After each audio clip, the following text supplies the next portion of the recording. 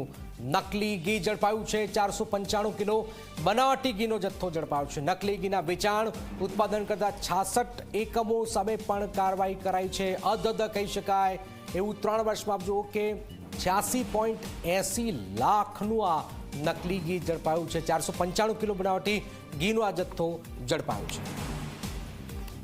રાજ્યમાં 405 દવાનો નમૂના ફેલ થયા છે। 3 વર્ષમાં 405 સેમ્પલ ફેલ થયાનો સરકારનો દાવો। 216 દવાઓ અન્ય રાજ્યોમાં બની હોવાનો ખુલાસો છે। 89 દવાઓનું ઉત્પાદન ગુજરાતમાં થયું તે પણ ફેલ છે। ઉત્પાદક પેઢીને ફૂડ એન્ડ ડ્રગ્સ વિભાગે નોટિસ આપી 27 ઉત્પાદકોના પરવાના સ્થગિત કરાયા છે। 28 ઉત્પાદકો સામે કોર્ટમાં કેસ દાખલ કરાયો છે।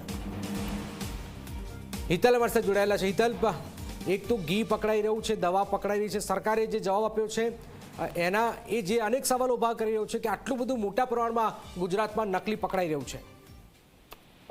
જી જનક, ચોક્કસ એવું કહી શકાય કે જે પ્રકારે નકલી ઘી પકડાયું છે, ખાસ કરીને જોવા જઈએ તો એક દૂધના ઉત્પાદનમાં અને દૂધની બનાવટોમાં ગુજરાત સમગ્ર દેશમાં અગ્રેસરે છે અને ગુજરાતની જેનાથી પ્રતિષ્ઠા વધી છે એ પ્રકારે દૂધ ઇન્ડસ્ટ્રી અને ફાર્મા ઇન્ડસ્ટ્રીનો બંનેનો સમાવેશ થાય છે। ત્યારે બંનેમાં નકલી વસ્તુનો જે પેદાશ થયો છે ને ગુજરાતને ક્યાંક ને ક્યાંક નામોથી અપાવે એ પ્રકારના આંકડા પણ સામે આવી રહ્યા છે। સ્વાભાવિક છે કે રાજ્યમાં 405 દવાઓના નમૂના ફેલ થયા હોવાનો સરકારે પોતે સ્વીકાર કર્યો છે। છેલ્લા 3 વર્ષમાં જોવા જઈએ તો જે પ્રકારે સેમ્પલ ફેલ થયા છે તેના કારણે 216 દવાઓ અન્ય રાજ્યોમાં બનેલી હતી એ પણ વાતનો સરકારે સ્વીકાર કર્યો છે। 189 દવાઓનું ઉત્પાદન ગુજરાતમાં થયું હતું એ વાતનો પણ સરકારે સ્વીકાર કર્યો છે। અને એમાં આ નમૂનાઓ ક્યાંક ને ક્યાંક જે બનાવટી હતા અથવા જે કન્ટેન હતું એ કન્ટેનનો અભાવ જોવા મળતો હતો।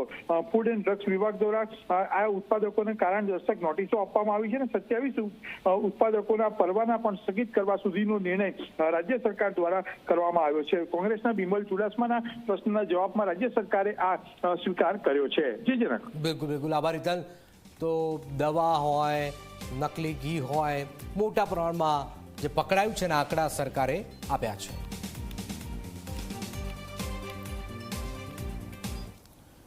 તો રાજ્યમાં છેલ્લા 3 વર્ષ